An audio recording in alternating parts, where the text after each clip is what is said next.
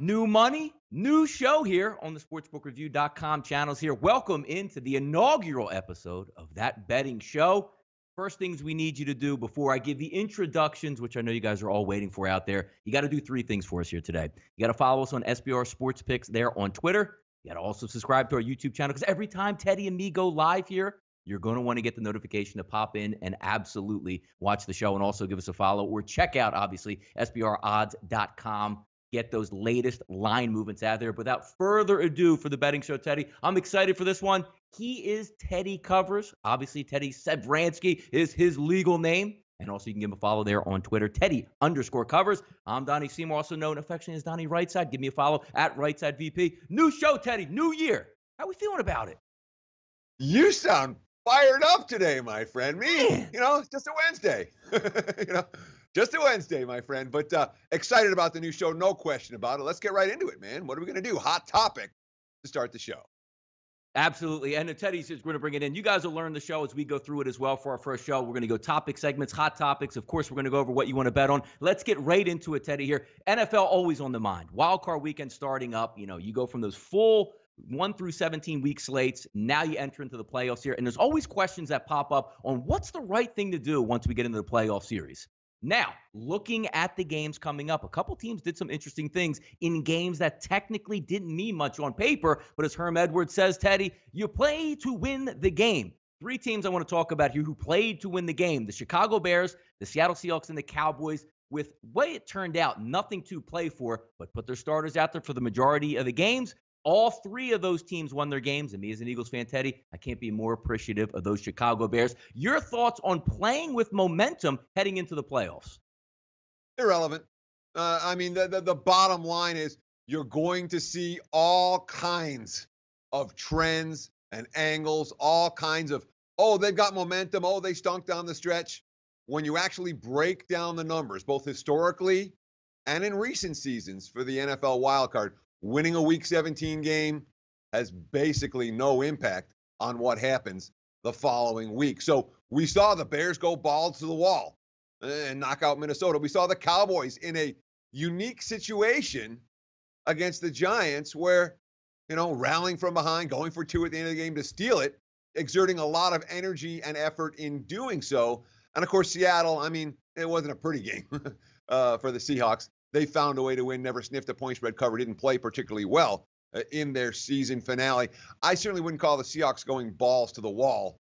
They found a way to win. Dallas is the one of those three teams that if there's legitimate momentum factor, the Cowboys should have a little bit of momentum because that was an exhilarating come-from-behind win against the Giants. The other two, a little bit less exhilarating in that regard.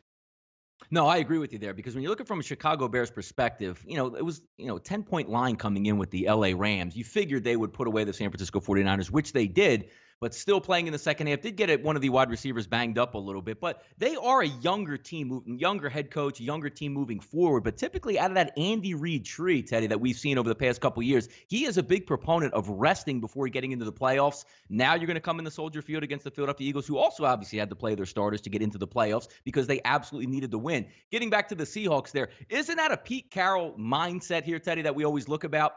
You see in the preseason, one of the teams I always know, I don't really bet preseason football, but I know a lot of people angle in on Pete Carroll with this whole competition at all times. It does matter what's on the scoreboard. I thought that was an interesting one now plowing into the Cowboys. The one thing I did agree with the Cowboys is I know they took it lightly a couple years ago when they went into the playoffs, rested guys up, and ended up getting knocked out early. So they wanted to sort of change up that momentum, keep Zach Martin out, get him a little bit fresher there. But the one thing I did agree with is Zeke Elliott touched the ball a lot down the stretch. That 1 week breather to give him a deep breath before they come home, I thought that played in really well. I was actually surprised they played and won that game because I was figuring that, Dak Prescott would sort of tap out in that game in the second half, but they played it right down to the bones. But to me, I think I agree with your initial point. Momentum, same thing we say in baseball, only goes as far as your starting pitcher takes you the next day. I agree with it. Health is the biggest concern for me heading into the playoffs. But it looks like neither one of these teams really got anybody seriously injured in that last game.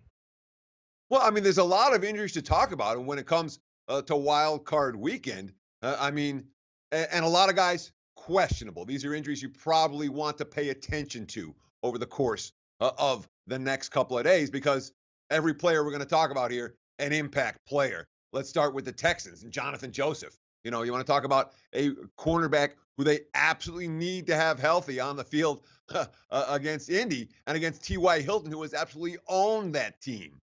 Jonathan Joseph, he's questionable with a neck injury. For Indy, Ryan Kelly, questionable as well. Talk about your starting center for a quarterback who has avoided getting sacked this year. That's Andrew Luck. What do you go, 5 straight games without a sack for the season? He wasn't pounded the way that he had been in years past. And if you're looking for one reason why Indy is where they are, that offensive line, that Ryan Kelly injury, to me, a significant one, he's listed right now as questionable. No, I agree with you, Teddy, because when you look at that injury there, I mean, what do you want to stop if you're going to go up against a defense that's, a pass rushing menace as the Houston Texans? You want the fullest, healthiest offensive line you can have. Very good performance, even though last week without Ryan Kelly against a pretty formidable front with the Tennessee Titans. That's going to help them moving forward. But you're also right. The Jonathan Joseph injury is key because when you were looking even going a little bit farther back, Teddy, to the Houston game where they played the Philadelphia Eagles, lost 3 cornerbacks in that football game, got one back last week, but also had one put on IR. He's going to be a key proponent moving forward. The other interesting one, Ted, I do want to talk to you about because we've heard so much about this of the season. Torn ACL for Hunter Henry in the offseason. Now looks like he's eligible to play, coming back off the IR. How effective can he be, Teddy, coming back in this game? He could potentially be very effective for the Chargers in this contest. Remember, Hunter Henry was a guy playing at a Pro Bowl level, and he was a guy who was expected to be instrumental in that offense. If they're bringing him off IR here, it means he's had time to acclimate, and they're expecting something out of a guy with Pro Bowl talent. So can he be a difference maker for the Chargers? You bet he can. It's not like Phillip Rivers lacks targets, but the more downfield weapons you have, the better chance you have of beating the Baltimore Ravens. Of course, the Chargers also become the first team to face Lamar Jackson twice. It's a very unique Baltimore offense right now, and seeing it a second time could give defenses a bit of an edge, especially after they were embarrassed at home by that Ravens team just 2 weeks ago. Absolutely. And the last one there, obviously the key injury to Nick Foles, which Eagles, dodging a little bit of a bullet here. Look, if I want my quarterback banged up a little bit, probably the last team I want to go into and play is the Chicago Bears with that ferocious pass rush. Eagles have a very good pass rush blocking offensive line, so we'll see how that one tilts out. Teddy, some other NFL news here, which doesn't seem to ever end. And we're talking about, the Kardashians of the NFL, the Pittsburgh Steelers. Le'Veon Bell last year came and did what he wanted, sent into exile. I don't want to sign my franchise tag. You give a lot of money to Antonio Brown. He has over 100 catches, but Juju Smith-Schuster maybe having the better year, throwing footballs at your quarterback, making up stories about knee injuries here. Teddy, the Pittsburgh Steelers, after starting slow, getting hot, then fading fast, the future of this team with Antonio Brown, never a dull moment there. No, and look, I think that Pittsburgh as a franchise and as an organization, obviously they've been overshadowed by what's happened in New England over the course of the last, 2 decades. But of course, the Patriots get to play in a division with 3 literally inept franchises with them, which is a huge part of New England's success over the course of the last 2 decades. They get to play against the Jets and the Dolphins and the Bills, all 3 of whom have had dismal organizations for decades. Pittsburgh, playing in a division with Baltimore with a good organization, and since he's had good teams in recent years, they haven't had it as easy. But the most incredible stat on this Steelers team, all right, we talk about all these division titles for the Patriots in a weak division. The Steelers have been in every year of the Ben Roethlisberger, Mike Tomlin era, every single season since Roethlisberger and Tomlin got there. They've either made the playoffs or missed the playoffs by 1 game. No rebuilding seasons, no down years, just consistency. And no, only won what they have, 2 rings for Big Ben in his career. But when we look at Pittsburgh moving forward and we say, all right, this has been an incredible run. They haven't missed the playoffs by more than a game in more than a decade. And we say now we have an aging quarterback. We have constant drama and constant. I mean, it hasn't ended at any point over the last decade plus for Pittsburgh. It's just the way that it is for the Steelers. But you grade out the roster. You look at next year, you say they should be right there. When you start talking about dumping Pro Bowlers like Antonio Brown, what's that, $21 million in dead cap money for Pittsburgh? and he's not someone you're going to replace right away. Why is Schuster so effective? Because he's got Brown on the other side. Look at the teams that traded away their key receivers this year. You know, the Demaryius Thomas of the world. How Denver fared after they traded him away.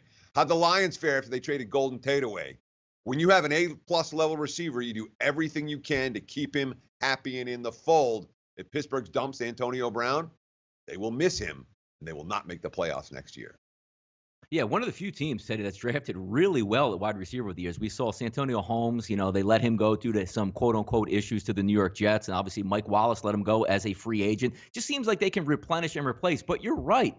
You should love to work in tandem. You have two dominant wide receivers, and you're right. With the other teams going away with Golden Tate Golden Tate being traded to Philadelphia, and also Demaryius Thomas being traded away and then getting injured for the Texans, you're already depleting your lineup. And look how those teams fared. Emmanuel Sanders goes down with a tear. Now you're really depleted, and then you also look at the Detroit Lions as they head down the stretch. Marvin Jones also getting hurt. So not only do you take away a talented player, but you deplete that overall depth of the organization. The one team that seems to be able to draft well continuously are the Pittsburgh Steelers, but they're in no business of just saying, you know what, let's just trade away this talent or cut this talent and give up $21 million, as you said, in dead money. That just doesn't make very many smart business sense moves. And also, I remember last year, Teddy, the whole fiasco where they're heading into some games and Antonio Brown's face timing during Mike Tomlin's speech about, I believe it was maybe the New England Patriots that he was talking about at the time. So never a dull moment for the Steelers, but just because you have some divas on the team, you need those divas to win some football games here in the NFL. So I do agree with you there. Dumb move if you do want to move on for Antonio Brown, a superior talent,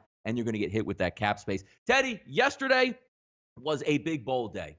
Yesterday, Urban Meyer left as one of the most accomplished coaches in NCAA history. But for me, he left and didn't put any money in my pocket, Teddy, because I was sitting on a -6 number for my Ohio State Buckeyes and feeling really good about it late second half. An ultimate collapse there. What a game. Crazy coaches' decisions, even crazier execution of those coaching decisions. Teddy, a wild Rose Bowl yesterday. Yeah, but we got to talk about the point spread. Forget the game. All right, the game was an interesting game. I'm going to call this probably the worst bad beat of bowl season this year, if you laid with Ohio State. That was a completely dominant performance from the Buckeyes. And at 28-3, Urban Meyer calls the dogs off. And next thing you know, Jake Browning, of all players, leading the backdoor drive, and then another backdoor drive. And next thing you know, they end up winning by only 5. Now, of course, the mainstream media, huge middle, game. Nobody who bet Ohio, I shouldn't say that nobody. 99.9% of the people that bet Ohio State lost that game. All right. There was probably 0.1% that either bet it very, very early or very, very late and got a -4.5 in their pocket or a -5 to push. 99% of people lost with Ohio State. So, yeah, it ended up landing in the middle. No, it didn't. It was a brutal bad beat for Buckeye backers as the Huskies come in through the back door.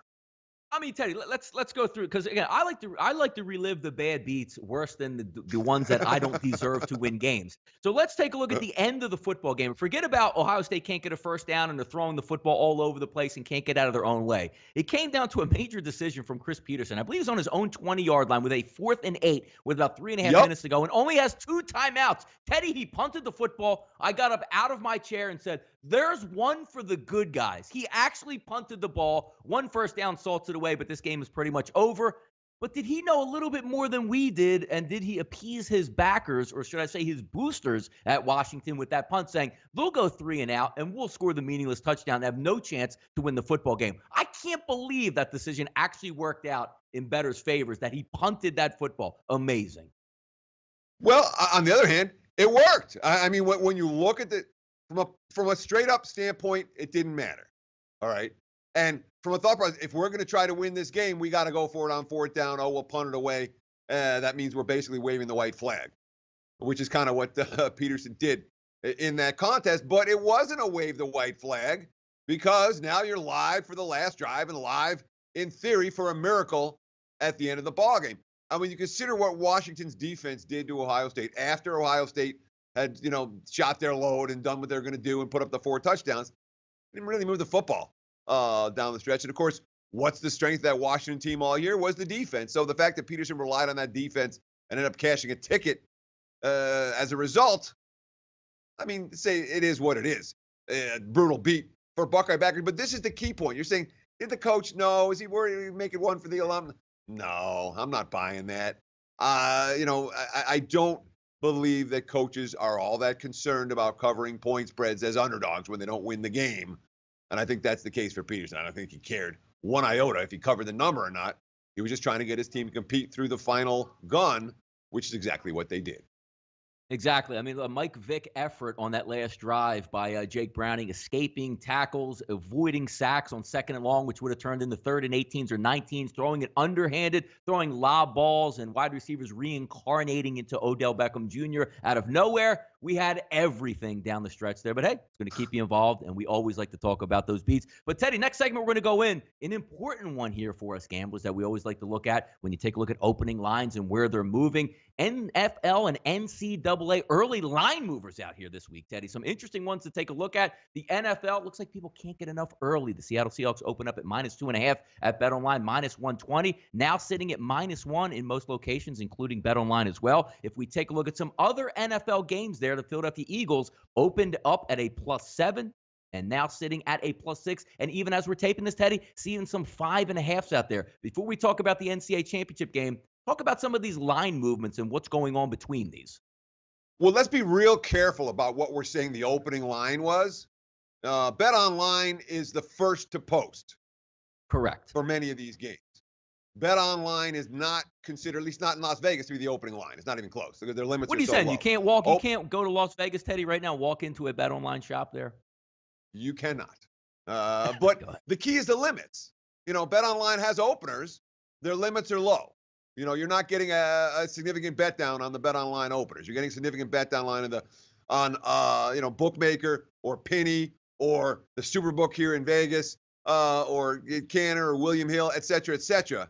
This line opened 4 and got bet up. It didn't open 7 and get bet down. You can look at the markets. I can go get book after book. Chicago, 4.5 at Bookmaker, 4 at Penny, 4.5 at Westgate. It was only BOL that opened with an off-market number because they open early. They don't have the rest of the markets to work with. So we've seen the money come. The initial money came on Chicago. Now we're seeing a little bit of buyback on Philly. And that has everything to do with the fact that Nick Foles has been, is expected to go this week. It's all injury-related money. We talk about the money for Seattle. And again, it takes much less money to move a line from 2.5 to 3.5 than it does from 2.5 down to 1. All right. Or much more money to move it from 2.5 to 3.5. And a 2.5 to 1 is not a big move in the betting markets. It's just an initial boom. Let's get the money. The money's coming from the dog. Let's drop the line. From 2.5 to 3 is a huge move. From 3 to 3.5 is a huge move. 2.5 to 1, the money's come in on Seattle. And again, not surprisingly so. There's not a lot of love for this Dallas Cowboys team in the betting markets. There haven't been all year. And you say, I got Russell Wilson catching points against Dak Prescott. The betting market's clearly interested in that. We also talk about Sagarin ratings. Then we go into, Teddy, and say, you know what? Sometimes these betting markets are going to move depending on what the public likes early, what some sharps are taking early. Looking at this line, I've always been a proponent of the Dallas Cowboys at home. I think they're at a great price right now, even hovering around some money line stuff. Talk about, Teddy, what you try to incorporate in the capping when you're looking at these wild card games and some ratings or ranking systems heading in that may be able to point you in the right direction. Sure, and this is about as simple an angle as they'll ever find. It only works wild card weekend, but since 2002, we're talking about a system, a blind strength of schedule betting system that's cashed at a 70-something% clip. It was 37-14-1. The last 2 years, it hasn't been quite as good. So the system may have come and gone, but the bottom line is, here's the system. You simply, excuse me. You simply take the team that faced a tougher schedule based on Sagarin's numbers, and that's all you do. So when you look at the numbers for this year, all right, New Orleans 9, Dallas 11, Philly 15. These are strength of schedule numbers. So the Saints face the toughest schedule of any playoff team, followed by Dallas, Philly. Those are the only 3 teams that face tougher than average schedule. After that, it goes Baltimore, the Rams, KC, Baltimore, the Chargers, KC, the Rams, Seattle, Houston, New England, Chicago, and Indy. 29-30. Houston, New England, Chicago, and Indy. The 4 weakest schedules in the NFL. All 4 of those teams made the playoffs. So what it says for this year, it says take Dallas over Seattle, take Philly plus the points at Chicago. That's the 2 bets that are very clear from the wild card angle. Again, 37-14-1 between 2002 and 2015. It has not been as good the last 2 years. That is definitely worth noting. But nonetheless, long term, this angle has been money in the bank. It says take Dallas and Philly in week 1 of week 1 of the NFL playoffs. Look at that. NFC East love there, Ted. And again, I like to stress by the people, Teddy didn't just say, leaning towards the Eagles in that situation because of how big my affection for the Philadelphia Eagles is, but was music to my ears. We'll see how those lines move throughout the week. Teddy, big game coming up next Monday night. I don't know if you've heard that yet out on the West Coast. The NCAA championship game would be played and settled on the field. Alabama and Clemson, last time they met in the title game. I was in Las Vegas at Legacy's watching, cashed an over ticket in that one last time they played. Looking at a little bit higher scenario here at 59.5 as a total for this football game. Some outlets there, Teddy, opened at 8. Money coming in as we're taping right now, seeing 5s out there. So some wild line movement buying in to the ACC and Clemson here early, Teddy. Sure. I mean, the look-ahead line was 7.5. This is when we had a look-ahead line, Alabama, Clemson, and it was Bama laying 7.5. What happened last week? Bama didn't cover. Clemson did. Lo and behold, the money for Clemson. I mean, it's like clockwork. It's just what did you see last? Last, the market saw Clemson dominate a team that, Notre Dame had a great season. They were outclassed in that ballgame. Oklahoma had a great season. They were not outclassed in that ballgame. In fact, we saw Kyler Murray put on a heck of a show against that Bama defense. That's what the Clemson money's coming in based on one game, of course, a meaningful game, but one game late in the season. When you grade out the rosters, obviously these 2 teams are fairly even. When you look at Alabama as a whole, boy, I mean, it's hard to make a case for betting against the Crimson Tide in any game because from a talent standpoint, there's no team in college football that's better than they are. But Clemson's not far behind, and the gap between the two, which was once huge, where's my camera? There it is. Huge, and now it's getting small. Let's touch your nose. All right, yeah. I could pass the sobriety test. No, I'm really looking forward to the game. The last time out, I think Clemson was getting up. Do you remember what the actual line was for the Clemson-Alabama game last time they were in the championship game? I think it was around 7, wasn't it? Did it close at 7.5? Yeah, maybe? I think so. But yeah, give me 1 second. I'll look it up. Yep. You talk, I'll look. No, I will talk. Absolutely. Yeah, no, it's out in Santa Clara this week, so it should be a decent one. But I agree with the line movement coming down because Clemson's been there, done that. And you're right. Sometimes the public sees what they see last. But let's not forget also in that football game, Teddy, versus Oklahoma. Was there ever a time, Teddy, that you thought in that football game that Oklahoma was back in it for a chance to make a run and win it? I didn't think that at all. I thought they were thoroughly dominated, crept back in. Kyler Murray's a great athlete. Heat, humidity slowed down that pass rush a little bit. Not going to be the same thing playing out in Santa Clara this week. The last, of course, Alabama and Clemson have met in the postseason each of the last 3 years. Mm-hmm. Or now this will be the 4th consecutive season that they met. I'm showing -7, -6.5 for the 2 championship game battles, -3.5 for the semifinal game last year. So for as good as Clemson was last year, the market's saying Bama is better this year. And I think, in Vegas, all right, all year, everyone's talking, I've got Bama power rated higher than any college football team I've ever had. Talking to guys over and over again, to hear that same refrain. And, when you think about the very best, I've been in Vegas 20 years, the very best college football teams, you have that Miami squad, Butch Davis is back in 2000. You have the USC teams under Pete Carroll at or near the top of that list. And then you have this Miami juggernaut, the markets are saying this Alabama juggernaut is better than any of the elite teams of the last 20 years in college football with a point spread in this range. Because Clemson, again, all their numbers done has gone up. Every year, Clemson gets power ranked higher and higher and higher, and yet Alabama still in the same point spread range against Clemson. And you grade out their talent, you can understand why. It's hard to get to the window betting against Alabama when you know that they have legitimate NFL prospects at every position. Clemson does too, but when it comes to depth of elite prospects, nobody can touch Alabama, period. Yep, no doubt about assembly line over there. Teddy, one of our last couple minutes of the show, probably one of our more popular segments that we're going to have, and that, of course, is Watch What You Bet. And what we're going to do here throughout the process of these shows, we're going to pick out a couple games here, ESPN, ESPN2, national games, national highlighted games that we can break down and have a little bit of fun with, Teddy. Let's start with a little college basketball action tonight. We'll go Oklahoma, Kansas. Welcome into the Fog. Always a tough place to play. In particular, Teddy, the Oklahoma Sooners. 17 straight losses to those Kansas Jayhawks at the Fog. But coming into this game, keys to the game, we're going to break down a couple things, Teddy. My key to the game is always an interesting one when you're coming out of the break, when you're coming out of the holidays. You know, who's playing hot, who's not, who's at home, are the kids back to college yet, and what's the atmosphere going to be like? Let's not forget the last time we saw Oklahoma, Teddy, was a really nice win in Chicago versus Northwestern in overtime. The problem with that, Teddy, that was December 21st. So home for the holidays, for Christmas, for the New Year's. I know they were practicing and back on campus, but not in the flow of everyday life. Probably, obviously not having classes, but also more importantly, not playing in game situations. When you're looking at Kansas, who is off 4 days of rest, but also played at home, so not much of a travel impact in this one. We're taking a look at right now lines, depending where you're shopping at, 8 to 8.5 out here. So a heavy favorite for those Kansas Jayhawks. But that's an interesting little tidbit there. One team coming off a massive layoff, the other team not. How might that play into this game, Teddy? Well, here's my tidbit for this ball game. Oklahoma last year was an absolute point spread disaster area. They had Trae Young. They got off to a really hot start.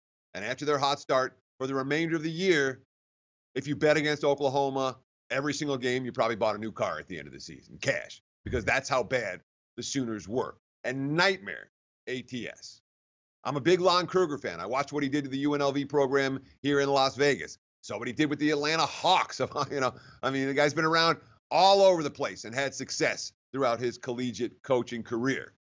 So it's the Oklahoma team that came into the season, we lost Trae Young, and you stunk last year, and the markets are way down on Oklahoma. And what's happened? Overachieving and overachieving and overachieving and covering point spreads. Markets are behind the Sooners, flat out. Kruger's a bet-on coach, and the markets have not caught up with where Oklahoma has been from day one this season. I understand the layoff issue. I understand it completely. I also understand that Kansas visually hasn't blown me away this year, and Oklahoma right now is a clear undervalued commodity. You can see it in their point spread results, cover after cover after cover. The markets don't have them priced correctly. And what's happening today? The 8s are getting bet up to 8.5. Dog or pass for this better. I'm not laying with Kansas tonight. I would agree with it. I think look, you have to end the streak sooner or later. 17 straight games. Not one of the more dominant teams that you're going to see from Kansas at this point. So 8.5, depending where it closes at. I'm in agreement with you there. I would take the points here. Game 2, Teddy, Texas Tech, West Virginia. And you say, wait a second. Wait a minute here. West Virginia getting points at home? Not the same West Virginia team that we've seen over the past couple years. A little bit more turnover prone, not forcing as many turnovers, but obviously when you lose some pretty good guard play over the past couple years, a la Javon Carter, that is going to take place. You also seen some losses already at home for West Virginia. Texas Tech coming in, one-loss team. And hey, not too shabby, Ted, if your one loss is going to come to Duke in Madison Square Garden on a neutral court. Game tonight looks like it's going to be on ESPNU, Teddy, because ESPN tonight is an NBA channel night. Key injury situation, Konate, again, been out the past couple games for West Virginia. And in those games, Teddy, that he's missed, sat out versus Rhode Island, lost outright. Sat out versus Jacksonville State, that powerhouse, Teddy, won by 2. And then also with Lehigh, a win by 10. Not coming in with too much momentum here for WVU, but should Texas Tech be this much of a favorite on the road in Morgantown? Yes. Texas Tech should. And they'll buy those 3.5s that have been bought, and they're 4s and 4.5s out there as we speak right now. In fact, I saw some 5s pop up earlier, but there's two-way action in the game. The 5s were bought back on West Virginia. So this line doesn't look like it's going to go any higher than the current number of 4.5. We talk about West Virginia. What's the dominant theme of this year's team? Injuries. They haven't been healthy, and they're not healthy tonight. And, Sagaba Konate is not a second-tier player. They're leading shot blocker, the leading rebounder, and I think the number 2 scorer. He's certainly someone who brings it on both ends of the floor.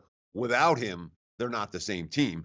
Does not look like he's going to be playing. Obviously, the markets telling us that pretty clearly with the money on the Red Raiders. And you look at Texas Tech, not a team with superstars.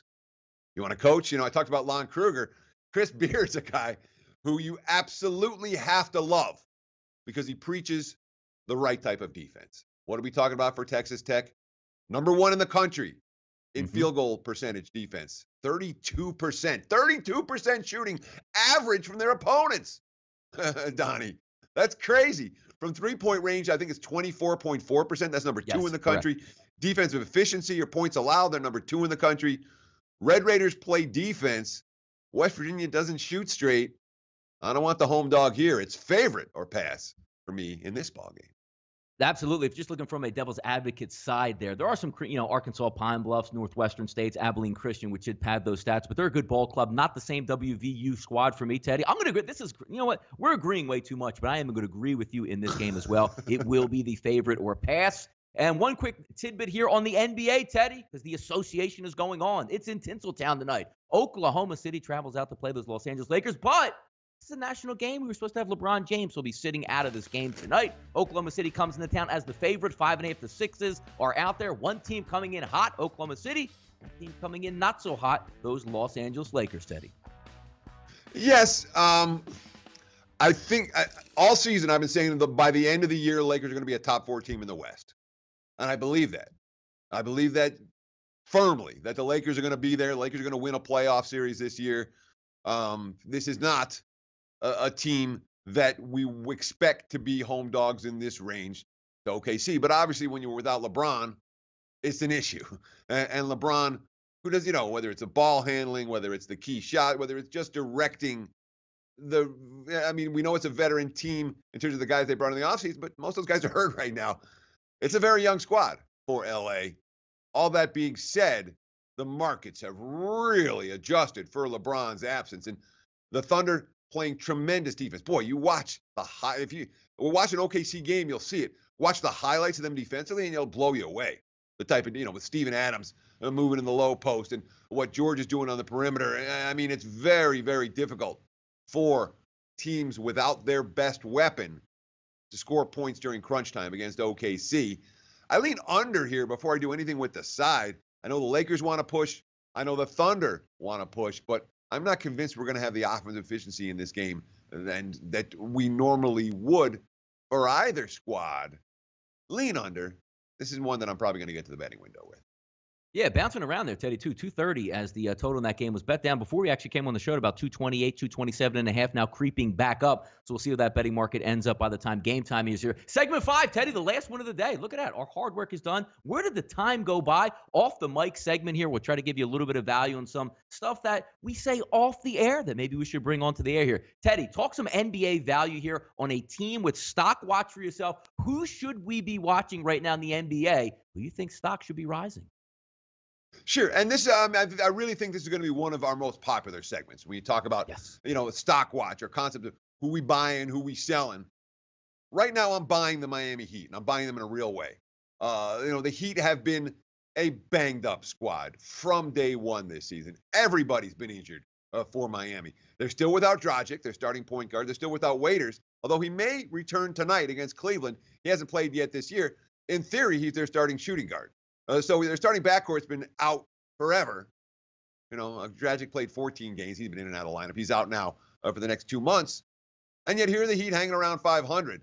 I'm an Eric Spoelstra believer, okay? This guy every year finds ways to get his team to overachieve, even in the post-LeBron era.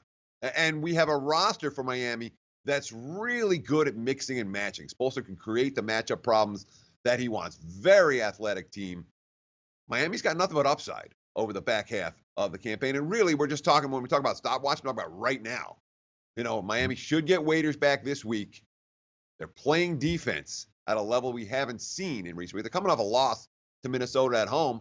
I wouldn't be surprised at all to see Miami go on a nice little point spread run between now and, let's say, the All-Star break. But specifically right now, the Heat, a team that's really overlooked in the betting markets, that has significant upside for the next week or two.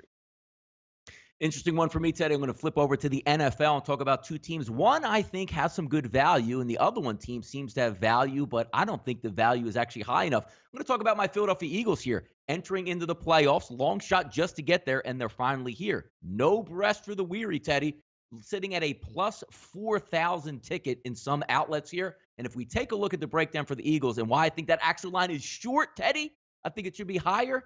Let's go on with the Philadelphia Eagles.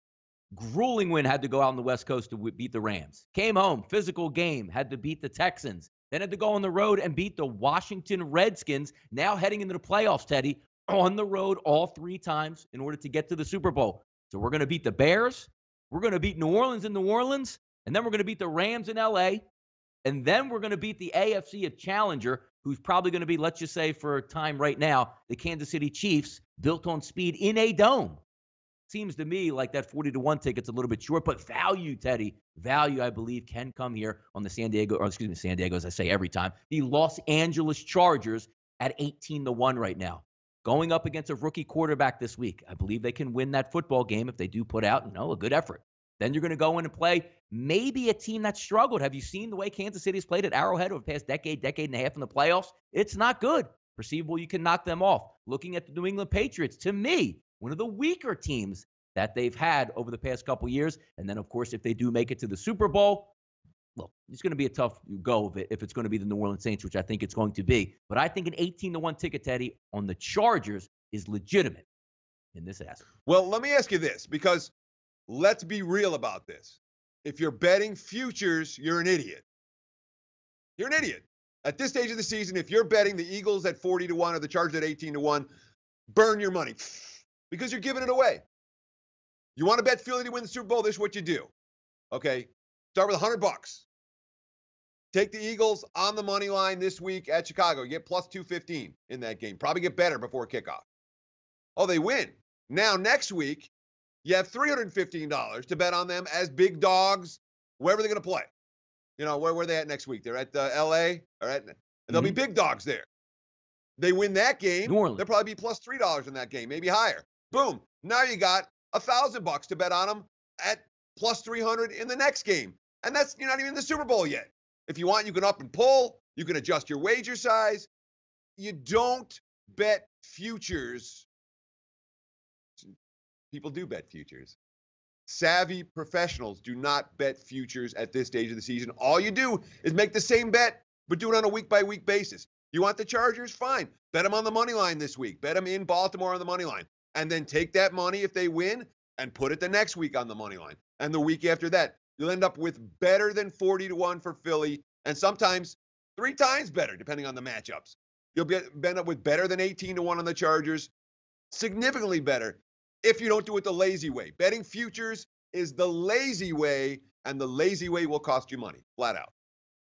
Yeah, no, I mean, there's something to be said about that. But I think the Eagles should be lower than that with the value. I can't even believe if the Eagles are going to make a run to the Super Bowl, this would be even 10 times more crazy in the city of Philadelphia as it was last year. Just looking at the actual road as opposed to getting a dome team in Atlanta at home, getting a dome team in Minnesota at home, and then going to play the New England Patriots in the Super Bowl. Crazy, crazy stuff there. Last tidbit here for us, Teddy, as we say, we're going to be back for another show tomorrow. So we want to thank everybody for tuning in today and joining us here on That Betting Show. A lot of segments, a lot of fun. We'll fine-tune it. Hopefully you guys enjoy it out there. He's Teddy Sevransky. I'm Donnie Seymour. Again, give us a follow on Twitter there. Teddy, you are at Teddy_Covers. I'm at Rightside VP. Thank you for tuning into the show today. We'll be back tomorrow for That Betting Show here on sportsbookreview.com.